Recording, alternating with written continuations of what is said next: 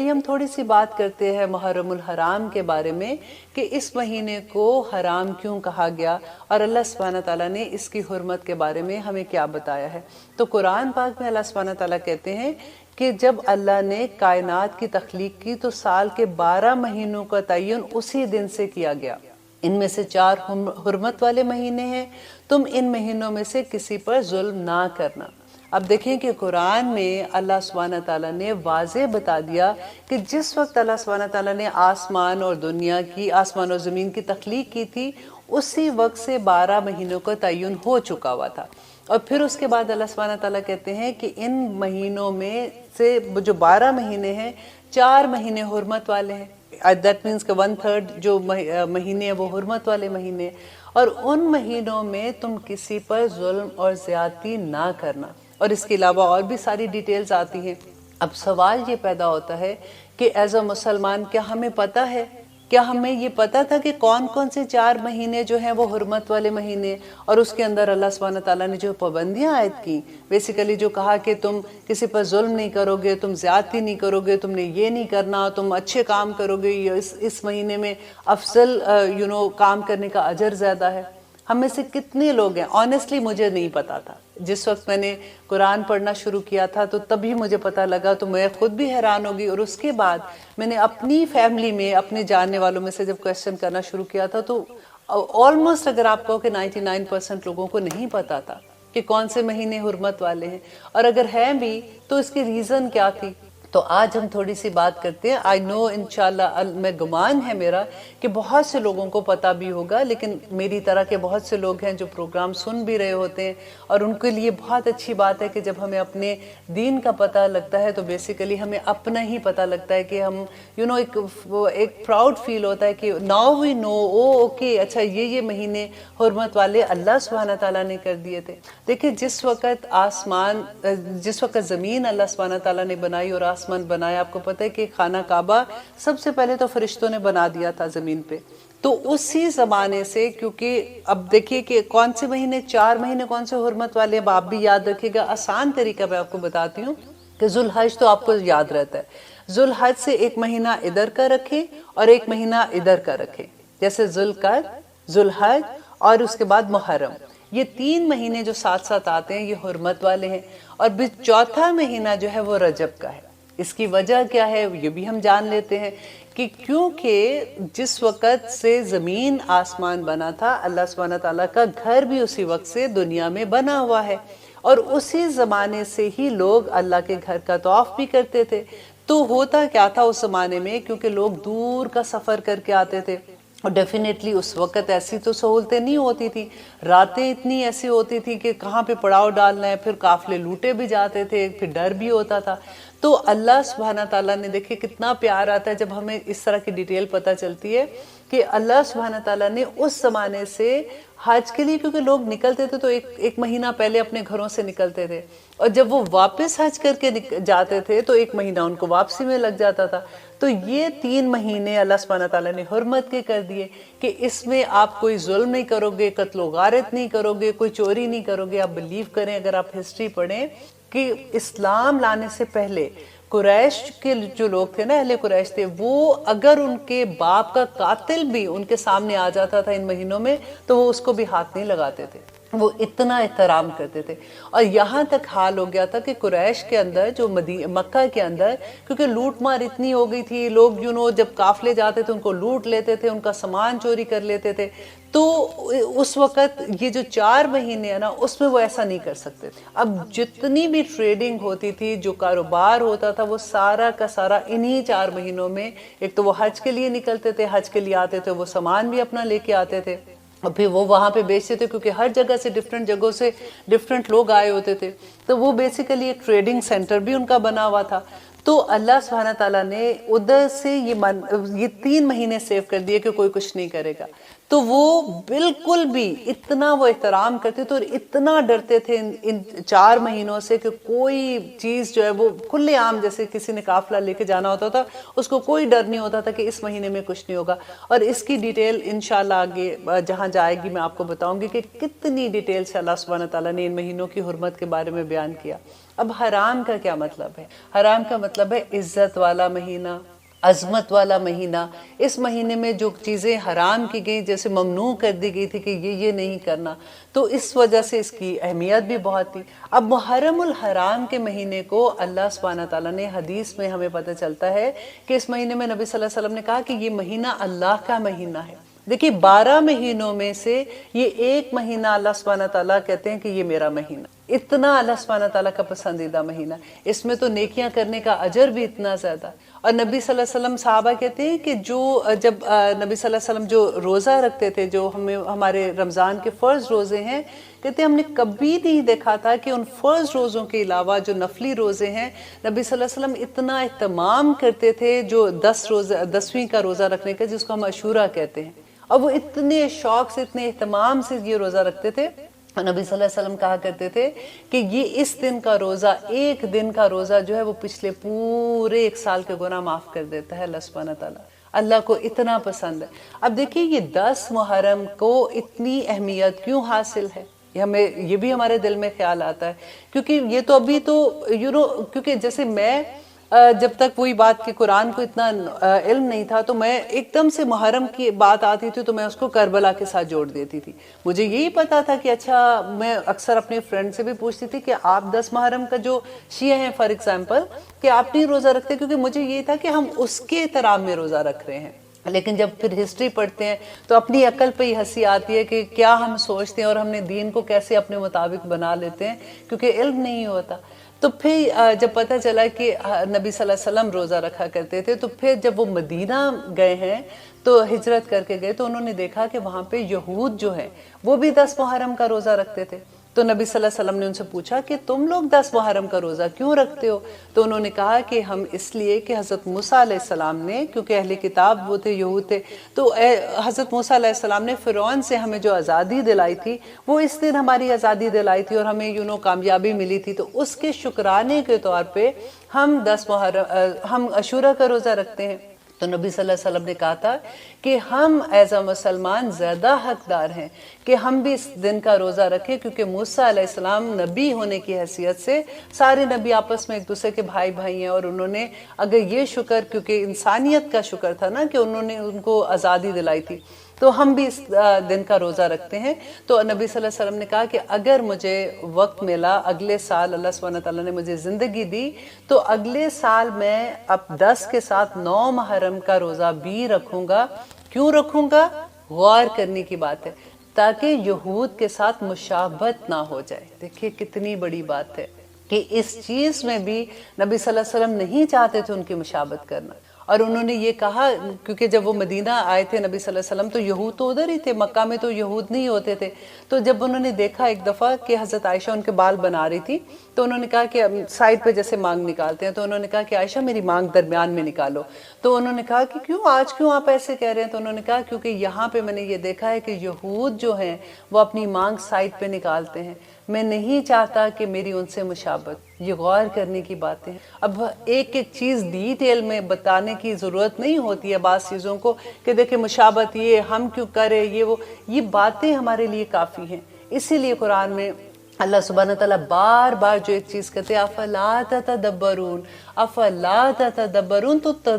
تدبر کیوں نہیں کرتے ہو؟ تمہیں پتہ ہے کہ یہ کیا چیزیں ہیں، میں جو ایک بات میں تمہیں بتا رہا ہوں اس کو سوچ کے تو دیکھو کہ تم کیا کر رہے ہو. آج ہماری مشابہتیں دیکھیں کہاں کہاں جاتی ہیں، ہم کن کن چیزوں پہ مشابہت کر رہے ہوتے ہیں. یہ نبی صلی اللہ علیہ وسلم کی 2 حدیث کیا کم ہے ہمارے لیے؟ اللہ اکبر. اب یہ سیکنڈ کویسچن ہمارے ساتھ یہ ہوتا ہے کہ اگر ہم یہ دیکھیں کہ محرم الحرام پہلا مہینہ کیوں ہے اور یہ کیسے پہلا مہینہ بنا تھا، تو اس کی بھی میں آپ کو تھوڑی سی ڈیٹیل بتا دوں، آپ کو بہت مزہ آئے گا. جیسے ہسٹری پڑھنے میں ہوتا ہے نا کہ بچوں کو سٹوری کی طرح سمجھ آتی ہے، تو پھر اچھا اس کا یہ ریزن ہے. I'm sure آپ میں سے وہی بات ہے کہ سب کو آتا ہوگا. آپ یہ مت سوچئے گا کہ آپ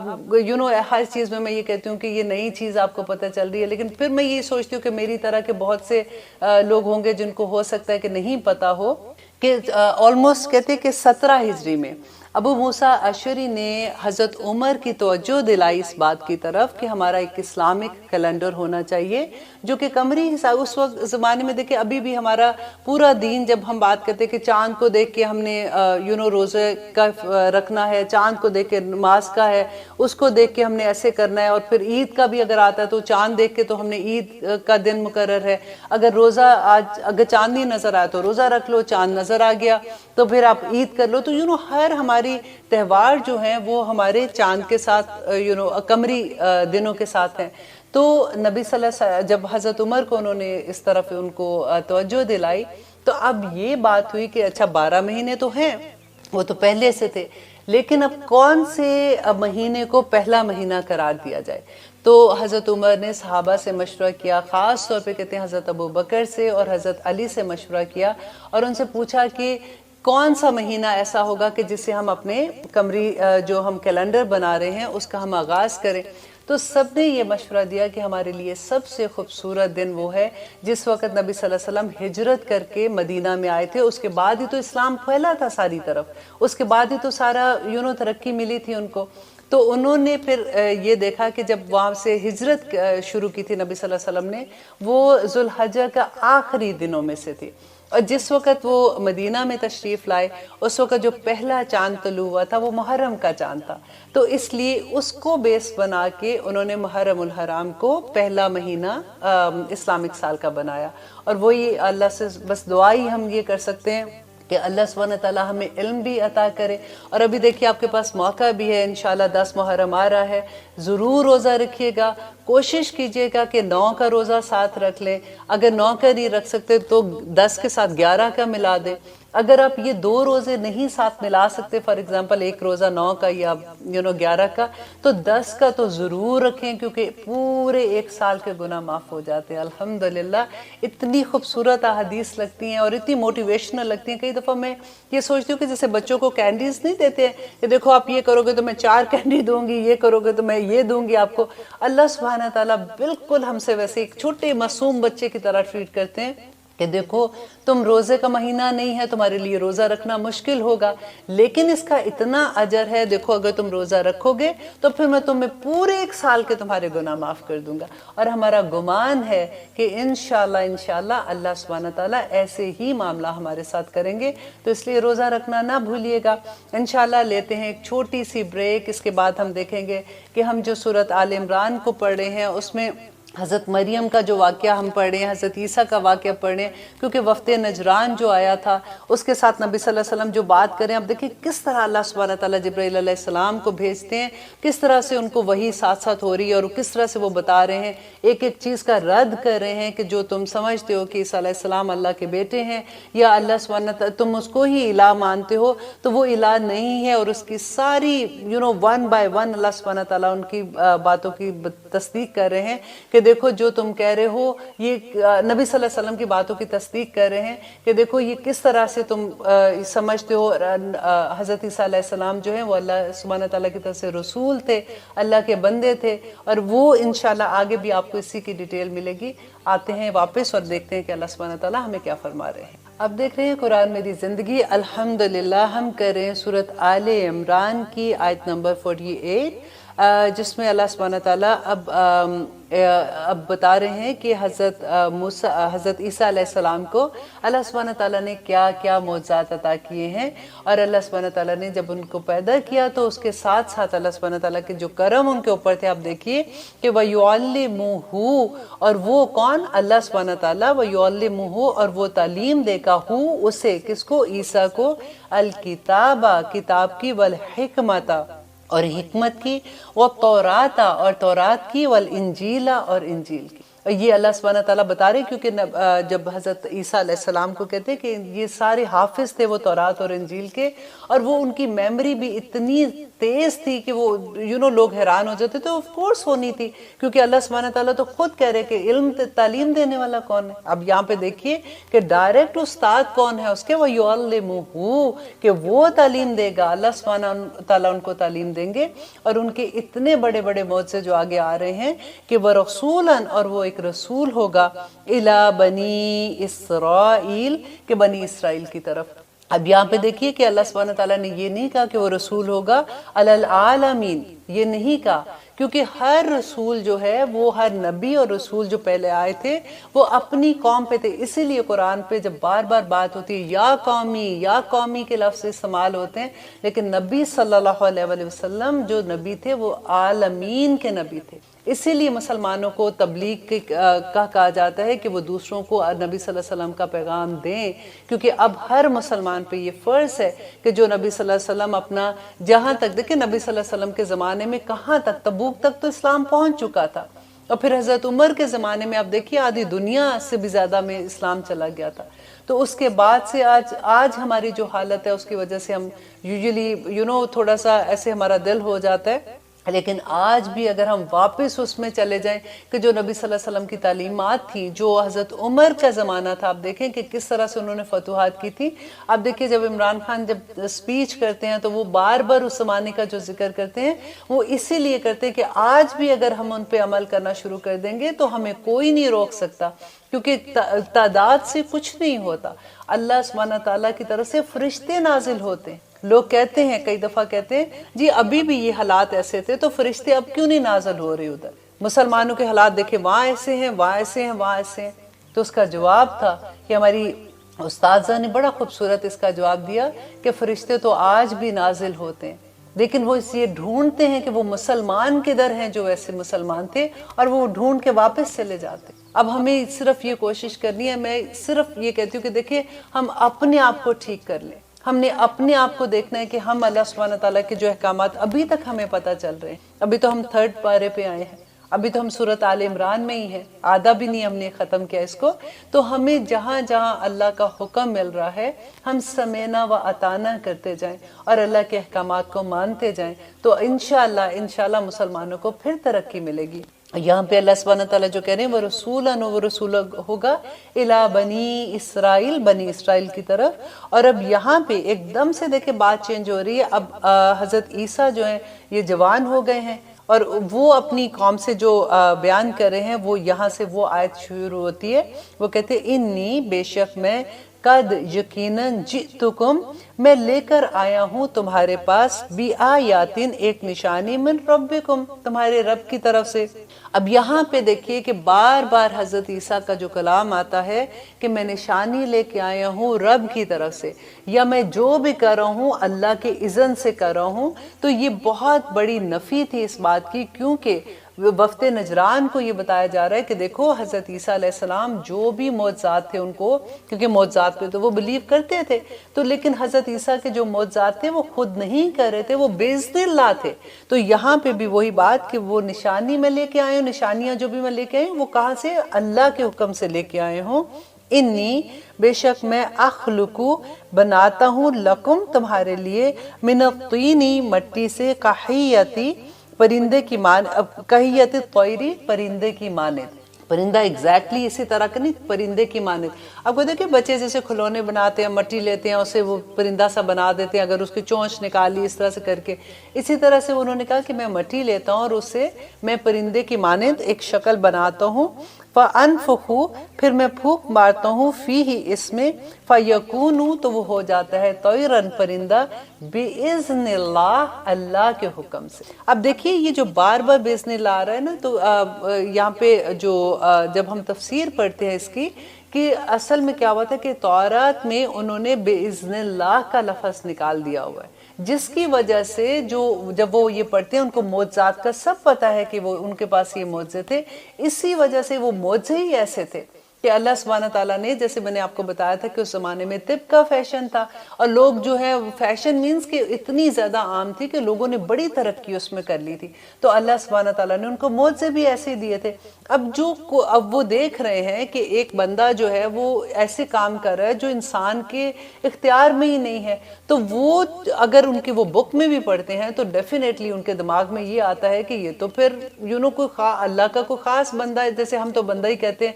मुझे तो ये कहते हुए भी, उन्हीं के लफ्ज़ सोचते या उनकी सोच बयान करते हुए भी ये कहना अच्छा नहीं लग रहा कि वो कहते हैं कि अल्लाह का बेटा है, क्योंकि अल्लाह सुब्हानहू तआला कहते हैं ना सूरह काफ में कि काबुरत कालिमतुन तखरुजु मिन अफ़वाहिहिम, کہ اتنی بڑی بات وہ اپنے منہ سے نکالتے ہیں کہ اے نبی تم چھوڑ دو ان کو، تم اپنا دل ہلکا نہ کرو ان کے لیے۔ تو بالکل وہی بات ہے کہ وہ کہتے ہیں کہ باذن اللہ، کیونکہ اگر ان کو یہ پتا ہو کہ باذن اللہ ہے تو پھر تو سارا معاملہ ہی ختم ہو جائے نا، یہاں پہ تو رد ہے وہ ساری بات کا۔ تو اس وقت وفد نجران جو میں نے آپ کو بتایا تھا، دیکھیں اس کے جواب میں اب نبی صلی اللہ علیہ وسلم ان کو دلائل جو دے رہے ہیں کہ وہ یہ کیوں کرتے تھے، کہ وہ عیسیٰ علیہ السلام نے بھی یہی جو کہا تھا اپنے لوگوں کو کہ میں یہ جو کچھ کر رہا ہوں میں باذن اللہ کر رہا ہوں، وَأُبْرِئُ، اور میں درست کرتا ہوں، اکمہا، مادہ ذات جیسے ماں کے پیٹ میں جو اندھے بچے ہوتے ہیں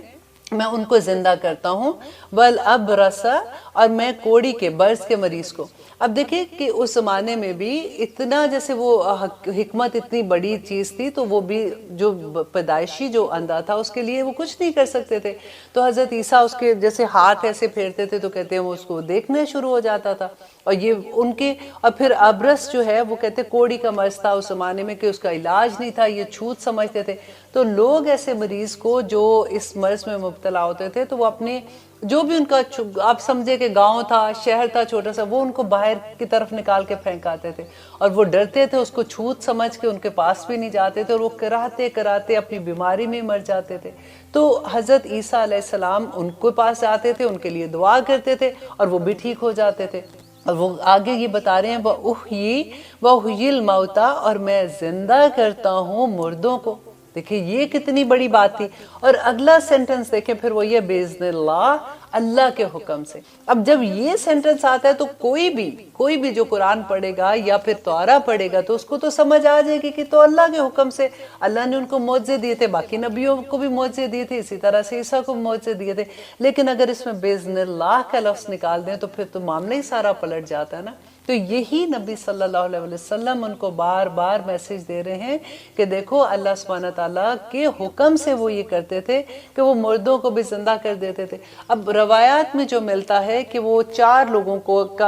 جو ہمیں ڈیٹیل ملتی ہے کہ انہوں نے ان کو زندہ کیا، کہ ان کے دوست تھے، کہتے ہیں کہ ان کا نام آزر تھا، تو ان کی بہن نے ان کو میسج کیا۔ اس زمانے میں دیکھیں میسج بھی آتا تھا تو اتنے دن لگ جاتے تھے، تو ان کو میسج کیا کہ آپ کا دوست جو ہے اس کی حالت بڑی خراب ہے اور وہ مرنے کے قریب ہے، آپ اس کو آ کے مل جائیں، اس کی خواہش ہے کہ وہ آپ کو ملے، آپ سے کچھ کہنا چاہتا ہے۔ تو جیسے حضرت عیسیٰ وہاں تک گئے تو ان کو 3 دن لگ گئے، اور اس دوران میں وہ فوت ہو گیا۔ تو جب وہ وہاں پہ پہنچے تو انہوں نے اس کی بہن کو کہا کہ کیا تم مجھے وہاں پہ لے جا سکتے ہو، اس کی قبر کے پاس گئے تو وہاں پہ جا کے انہوں نے اللہ سے دعا کی، وہ قبر سے نکل آئے، اور وہ انہوں نے زندہ، کہتے کہ وہ پھر زندہ رہے اتنا کہ ان کی شادی ہوئی، ان کے بچے، اور انہوں نے بڑی لمبی زندگی بھی پائی۔ تو یہ کتنا بڑا معجزہ تھا ان کے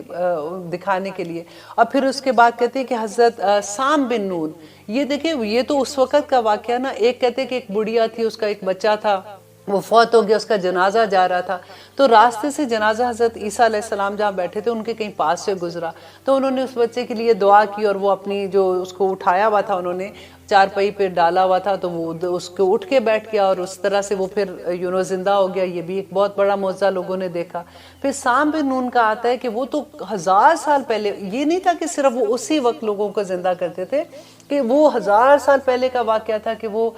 فوت ہو گئے ہوئے تھے۔ تو ان کی قبر پہ جا کے بھی اسی طرح سے حضرت عیسیٰ نے دعا مانگی، وہ زندہ ہو گئے۔ تو کہتے ہیں جب وہ باہر نکلے قبر سے تو خوف کے مارے ان کے بال سر کے جو ہیں وہ سارے سفید ہو گئے۔ تو کہتے ہیں اس زمانے میں بال سفید نہیں ہوا کرتے تھے، جو روایات میں سے میں آپ کو بتا رہی ہوں جو میں پڑھی تھی، تو ان کے بال سفید ہو گئے۔ تو انہوں نے باہر جب وہ آئے ہیں تو سب سے پہلے انہوں نے یہ کویسچن پوچھا کہ کیا قیامت آ گئی ہے؟ تو حضرت عیسیٰ نے کہا کہ نہیں، قیامت نہیں آئی ہے۔ تو انہوں نے کہا کہ پھر میں کیوں زندہ ہوں؟ تو انہوں نے کہا کہ پھر بتایا کہ میں اللہ سبحانہ تعالیٰ کے حکم سے زندہ کرتا ہوں، اور یہ لوگوں کو ایک دکھانا تھا، انہوں نے اپنا معجزہ دکھانا تھا۔ تو انہوں نے کہا کہ اب وہ تم واپس اپنی پہلی حالت میں چلے جاؤ۔ تو کہتے ہیں سام بن نون نے یہ کہا کہ نہیں، اگر نون نے کہا کہ اگر آپ مجھے واپس موت دے رہے ہو تو میرے لیے بس ایک دعا کر دو کہ میں موت کی سختی برداشت نہیں کرنا چاہتا، وہ بڑی تکلیف دیتی۔ تو حضرت عیسیٰ علیہ السلام نے ان کے لیے دعا کی اور وہ واپس فوت ہو گئے۔ اسی طرح سے ہمیں روایت میں ڈفرینٹ چیزیں ملتی ہیں، اس سے ہمیں پتہ چلتا ہے اچھا یہ اس وقت ایسے ہوا تھا، اس وقت یہ معاملہ ہوا تھا۔ اور آگے وہ کہہ رہے وَأُنَبِّئُكُمْ، اور میں تمہیں خبر دیتا ہوں بِمَا، اس کی جو تَأْكُلُونَ تم کھاتے ہو، وَمَا، اور جو تَدَّخِرُونَ، اور جو تم سب ذخیرہ کرتے ہو، فِي بِيُوتِكُمْ، اپنے گھروں میں۔ دیکھیں یہ ایک اور کتنا بڑا معجزہ تھا کہ اگر ان کے پاس کوئی آتا تھا تو اس کو بتا دیتے تھے کہ تم گھر میں کیا چھپا کے آئے ہو، یا تمہارے گھر میں تم نے کیا ذخیرہ کیا ہوا ہے۔ ان فی ذالک لآیات، بے شک اس میں نشانیاں ہیں، لکم، تمہارے لیے، ان کنتم مؤمنین، اگر تم مومن ہو۔ تو یہ جو نشانیاں اللہ سبحانہ تعالیٰ نے مجھے دی ہیں، اس میں تمہیں اللہ کی وحدانیت کی سمجھ آ جائے گی، تمہیں اللہ سبحانہ تعالیٰ کی پہچان ہو جائے گی۔ دیکھیے اس زمانے کا رواج کیا تھا، قانون تھا اس زمانے میں کہ جو جادوگر ہوتے تھے اس کو وہ سولی چڑھا دیتے تھے۔ جادو کا بہت رت تھا اس زمانے میں۔ تو اس زمانے میں کیونکہ حضرت عیسیٰ علیہ السلام کی جتنی نشانیاں تھیں، جو یہود تھے انہوں نے یہ کہنا شروع کر دیا کہ یہ جادوگر ہے، تاکہ وہ اس کو راستے سے ہٹا دیں۔ اب یہاں پہ کیا تھا کہ حضرت عیسیٰ علیہ السلام کے پیچھے اتنی پبلک آنی شروع ہو گئی کہ لوگ اتنے لوگ آتے تھے کہ جو بھی بیمار ہوتا تھا آتے تھے، پھر جن کو یہ لگتا تھا کہ ان پہ کوئی اللہ سبحانہ تعالیٰ کا خاص کرم ہے، لوگ دیکھنے بھی آتے تھے، ملنے آتے تھے، بیماروں کی ایک لائن لگی ہوتی تھی۔ یہود نے اس زمانے میں یہ دیکھا کہ لوگ ان کے پاس ایسے آتے ہیں تو ان کو تو اتنی پبلسٹی ملنا شروع ہو گئی، تو اتنے پاپولر ہونا شروع ہو گئے، تو انہوں نے ان کے خلاف جب مکر کرنا شروع کیا، اب آگے آئے گی وہ آیت وَمَكَرُوا وَمَكَرَ اللَّهُ وَاللَّهُ خَيْرُ الْمَاكِرِينَ، کہ انہوں نے بھی مکر کیا یہودیوں نے، اور اللہ نے جو پھر ان کے خلاف تدبیر کی اور کیسے کیا وہ انشاءاللہ آگے بھی آئے گا۔ تو میں صرف آپ کو تھوڑا سا یہاں سے لنک وہاں کا دے رہی ہوں کہ کس طرح سے انہوں نے ان نشانیوں کو، ان معجزات کو جادو کے ساتھ ان کو نسبت دی کہ یہ جادوگر ہے، اس لیے یہ کہہ رہے۔ تو کس وجہ سے پھر وقت کے بادشاہ نے ان کے اگینسٹ حکم دے دیا کہ یہ جہاں بھی ہیں ان کو گرفتار کر کے ان کو سولی پہ چڑھایا جائے۔ اب یہ واقعہ وہاں تک آگے جا رہا ہے کہ کس طرح سے اس کو لیڈ کرے گا، تاکہ آپ کو تھوڑا سا اندازہ ہو جائے۔ اب وہ حضرت موسیٰ علیہ السلام ایک اور نشانی کی بات کر رہے ہیں یہاں پہ، وَمُصَدِّقًا، اور وہ تصدیق کرنے، اور میں تصدیق کرنے والا ہوں، لما، اس کی، جو بینہ یدیہا، جو میرے ہاتھوں کے درمیان ہے، یعنی مجھ سے پہلے ہے، من التوراتی، تورات میں، والی اوہلا۔ اب یہ دیکھیے یہاں پہ جو لفظ ہے نا کہ میں تصدیق کرنے والا ہوں جو تورات میں لکھا ہوا ہے، تو تصدیق کیسے کرنے والے تھے؟ کیونکہ جیسے میں نے آپ کو یہ بات پہلے بھی بتائی تھی کہ جیسے فار ایگزامپل تورات میں ایک حکم تھا کہ حضرت عیسیٰ علیہ السلام کی آنے کی جو خوشخبریاں تھی اس کے اندر تھی، تو جب وہ ظاہر ہو گئیں تو وہ تصدیق ہو گئی نا کہ یہ دیکھا، جیسے انہوں نے کہا کہ اب میں ظاہر ہو گیا ہوں، میں اللہ کا رسول ہوں اور میں عیسیٰ علیہ السلام ہوں جس کا اللہ نے خوشخبری دی تھی، تو اب تصدیق تو ہو گئی نا کہ تورات سچی ہے۔ تو یہاں پہ وہ یہ بات کر رہے ہیں کہ وہ تصدیق کرنے والا ہوں تورات کی، ولی اوحلا، تاکہ میں حلال کر دوں، لکم، تمہارے لیے، بعد الذی، بعض وہ چیزیں جو حرما، حرام کی گئی تھی، علیکم، تم پر۔ یہ بہت خوبصورت آیات ہے۔ انشاءاللہ اس کی ہم ایک چھوٹی سی بریک لیتے ہیں، انشاءاللہ اس کے بعد میں اس کی ڈیٹیل بتاؤں گی آپ کو کہ حرام اور حلال کے بارے میں، تاکہ ہمارا یہ بھی کانسیپٹ تھوڑا سا کلیئر ہو جائے۔ اوکے جی، اجازت دیجئے تھوڑی سی دیر کے لیے، پھر انشاءاللہ واپس آتے ہیں۔ آپ دیکھ رہے ہیں قرآن میری زندگی، الحمدللہ ہم کر رہے ہیں آیت نمبر 50، جس میں ہم بات کر رہے ہیں کہ حضرت عیسیٰ علیہ السلام کہہ رہے ہیں کہ وَلِي أُحِلَّ،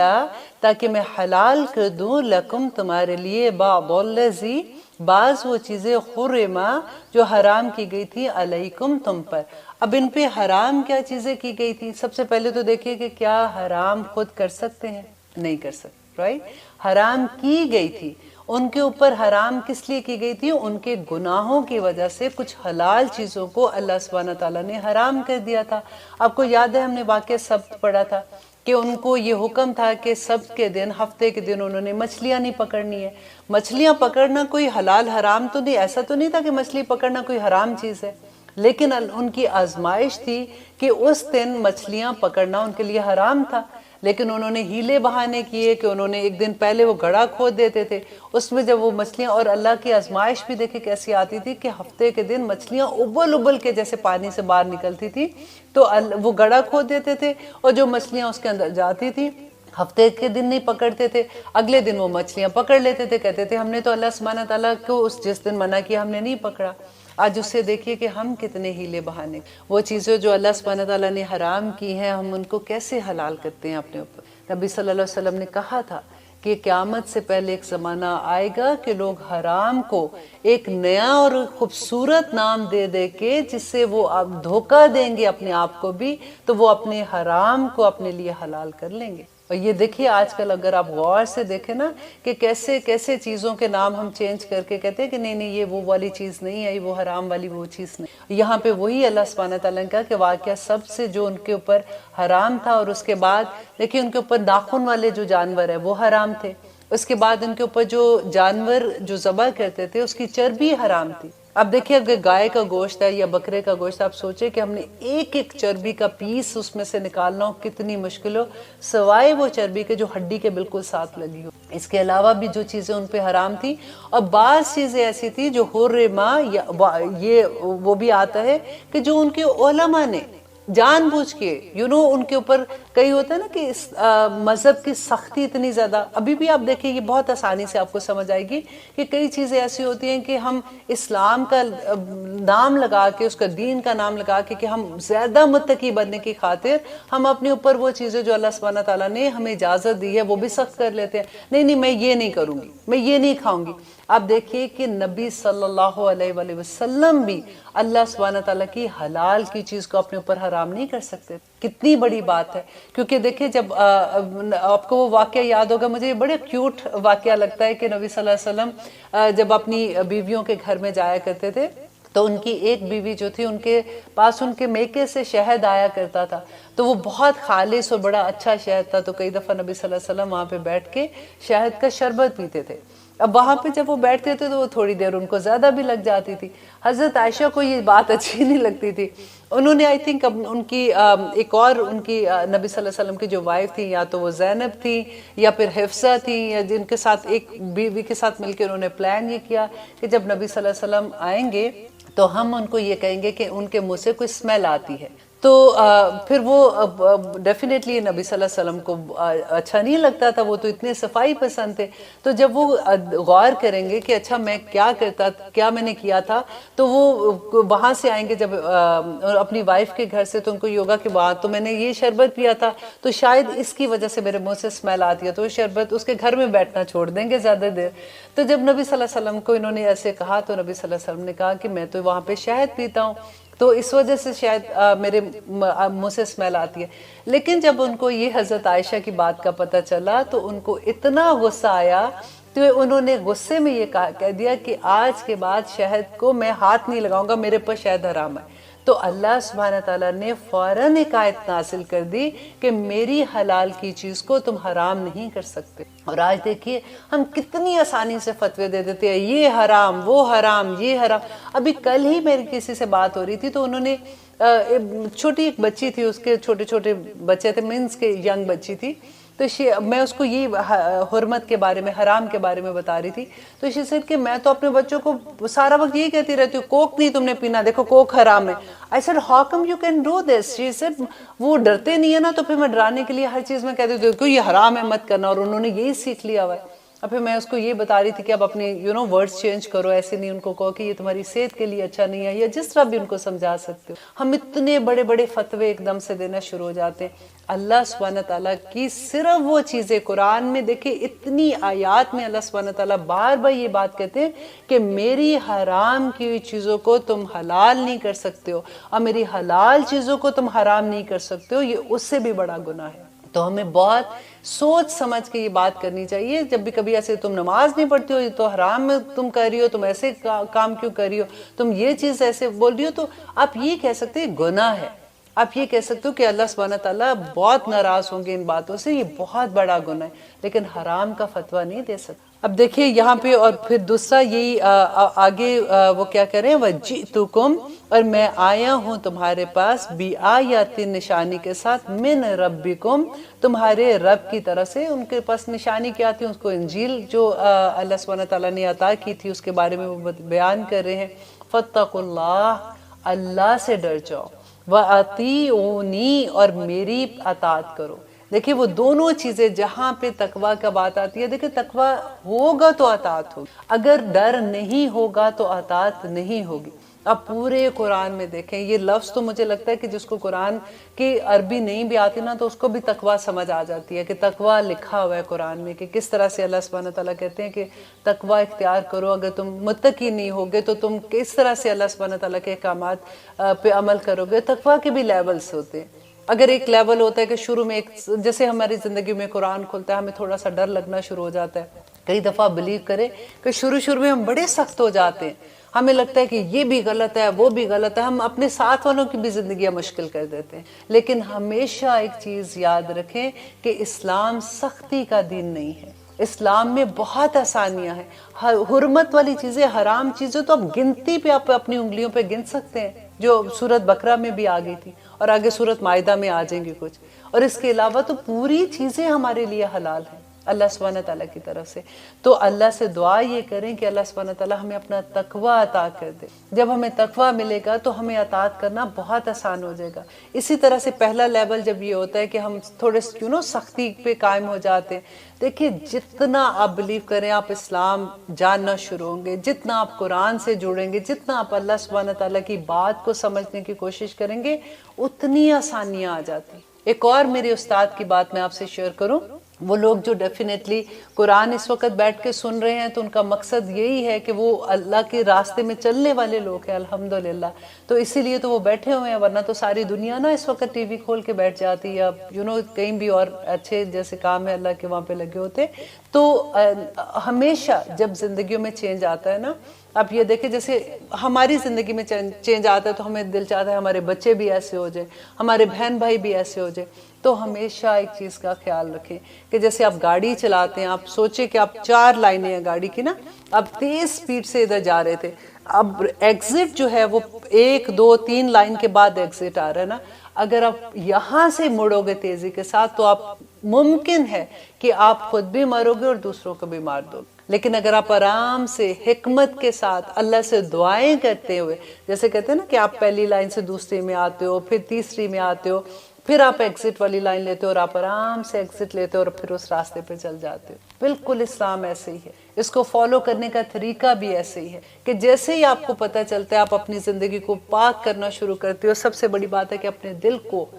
دل کو صاف کرنا شروع کرتے ہو، اپنے سوچ کو صاف کرنا شروع کرتے ہو، یہ کوئی چھوٹا معاملہ نہیں ہے۔ اور پھر ہم اپنی نیتوں کو صاف کرنا شروع کرتے ہیں کہ یا رب العالمین، اور آپ بلیو کریں کہ یہ اتنا مشکل کام ہے کہ نیت، صحابہ تک یہ کہتے تھے کہ ہم نے جتنی محنت اپنی نیتوں کو صاف کرنے پہ لگائی ہے ہمیں کسی اور چیز پہ نہیں لگی ہے، کیونکہ نیت ہی تو سارا کچھ ہے۔ اگر ہم نیکی کا کام بھی کر رہے ہیں تو اگر نیت خراب ہے تو وہ بھی ہمارا ضائع چلا جائے گا، کیونکہ اللہ سبحانہ تعالیٰ تو ہمارے دلوں کے حال بھی جانتے ہیں، ہم کدھر جائیں گے۔ تو محنت کرنی ہے، کیونکہ دیکھیں ایک تو ہوتا ہے کہ بچپن سے ہی ہم اس طرح کے تو وہ تو پھر اتنا مشکل نہیں ہوتا، الحمدللہ اللہ کا بڑا کرم ہوتا ہے ایسے لوگوں پہ جو بچپن سے ہی ایسے ہوتے ہیں۔ لیکن ہم جیسے لوگ جب ہماری زندگیوں میں قرآن کھلتا ہے تو ہمیں لگتا ہے کہ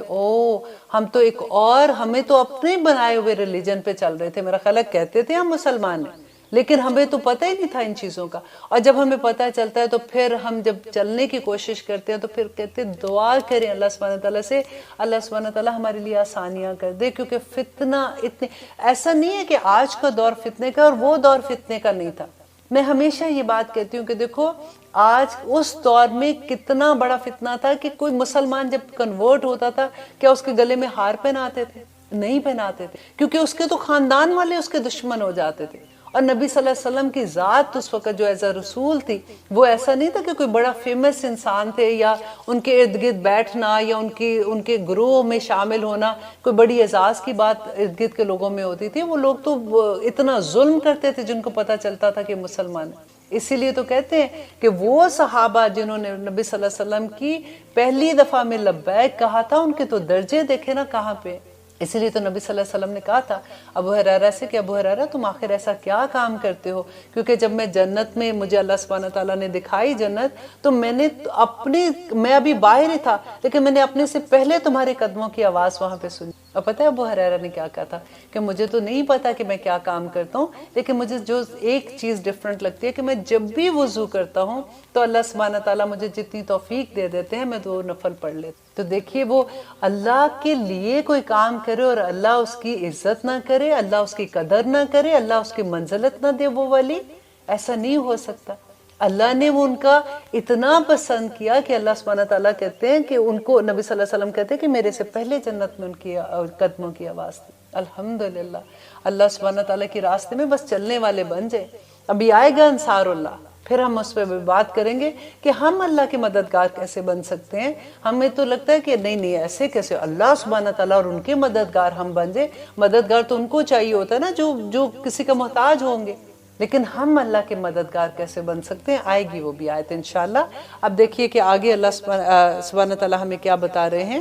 کہ ان اللہ، بے شک اللہ، ربی میرا رب ہے۔ اب دیکھیے پھر وہی بات ہو رہی ہے کہ عیسیٰ علیہ السلام بتا رہے ہیں کہ میرا رب، میرا پالنے والا بھی اللہ ہے، وہ ربکم، اور تمہارا رب بھی وہی ہے۔ کہ مینز کہ میرا بھی وہی رب ہے، تمہارا بھی وہی رب ہے، میں رب نہیں ہوں اور نہ ہی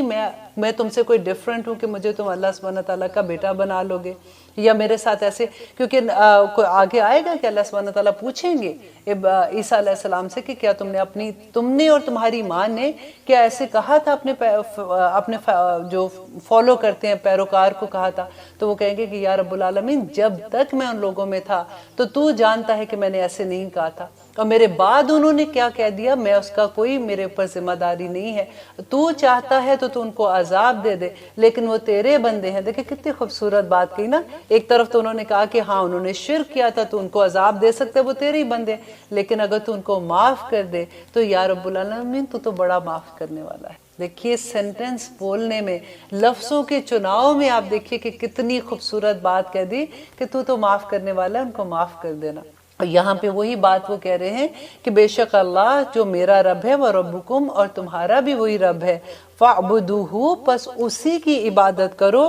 ھذا صراط مستقیم، تو یہی سیدھا راستہ ہے۔ اب سیدھا راستہ ہم دعا مانگتے ہیں نا، اہدنا الصراط المستقیم، اہدنا الصراط المستقیم، ہر نماز میں ہم اللہ سبحانہ تعالیٰ سے ایک ہی رٹ میں دعا مانگتے ہیں، اور وہ دیکھیے اس کا جواب کیا ہے، فاعبدوہ، اس کی عبادت کرو گے تو سیدھا راستہ مل جائے گا۔ عبادت اب کیا ہے؟ کیا ہم نماز، روزہ، حج، زکوٰۃ صرف کر لیں گے تو ہمیں لگے گا کہ اچھا میں تسبیح بھی کر لیا، میں نے یہ بھی کر لیا؟ ہر عمل، دیکھیے عبد کی بات ہے، اس کا اگر روٹ ورڈ دیکھیں نا، عبد، عین با دال، اور عبد جو ہوتا ہے اس کو غلامی کو کہتے ہیں، اور غلام جو ہے اس کی کیا مجال کہ اپنے مالک کے حکم پہ نہ کر دے۔ اب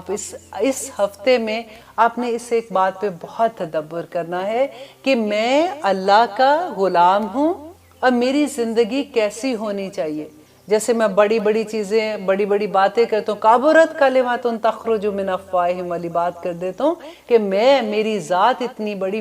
مجھے پتا ہے میں کیا کہہ رہا ہوں، میں اپنے علم پہ، علم کی وجہ سے اللہ سبحانہ تعالیٰ آگے جو بات کرتے ہیں نا، ہم اپنے علم پہ اتنا گمان کرتے ہیں کہ مجھے کیا نہیں پتا کہ کیا کرنا ہے، کون سا راستہ ٹھیک ہے کون سا نہیں۔ اور ہمیں یہی بات، اگر ہمیں یہ ایک بات کی سمجھ آ جائے کہ اللہ مالک ہے، خالق ہے، وہی ہماری تدبیریں کرنے والا ہے اور میں اس کا غلام ہوں، تو ہمیں سارے دین کی سمجھ آ جائے گی۔ انشاءاللہ اگلے پروگرام میں ہم آگے دیکھیں گے کہ اللہ سبحانہ تعالیٰ ہمیں کیا فرما رہے ہیں۔ اللہ سے دعا کرتے ہیں کہ یا رب العالمین ہمیں عمل کرنے والا بنا دے، کیونکہ علم لینا بہت آسان ہے۔ اب دیکھیں کسی بھی عالم کو اب تو اتنی آسانی ہو گئی ہے، آپ ایک کلک کے اوپر جاتے ہیں تو آپ کسی بھی عالم کو سن سکتے ہیں۔